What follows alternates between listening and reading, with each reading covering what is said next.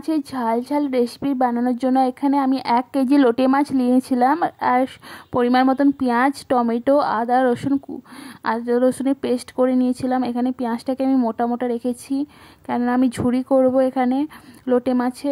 আর তাই পেঁয়াজটাকে প্রথমে গরম তেলে ভেজে নেব, দিয়ে একটু নুন দিয়ে দেব। নুন দেওয়ার পর হলুদ গুঁড়ো, টমেটো কুচি, লঙ্কা গুঁড়ো দিয়ে ভালো করে ভেজে নিতে হবে মশলাটা। আর এখানে যে আমি আদা রসুনের পেস্টটা করে রেখেছিলাম ওইটা আমি এবারে মশলাতে দিয়ে দেবো। মশলাতে দিয়ে ভালো করে কষিয়ে নিতে হবে। ভালোভাবে কষিয়ে নেওয়ার পর এখানে আমি লোটে মাছ রাখা ছিল, লবণ আর নুন মাখিয়ে ম্যারিনেট করে রেখেছিলাম, ওইটা আমি দিয়ে দেবো।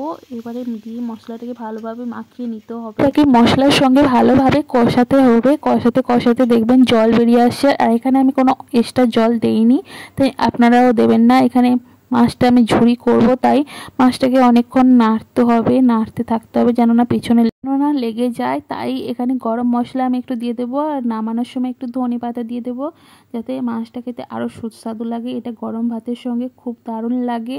আপনারাও ট্রাই করবেন। আর কেমন লেগেছে রেসিপিটা একটু শেয়ার আর লাইক করে দেবেন আর সাবস্ক্রাইব করে দেবেন।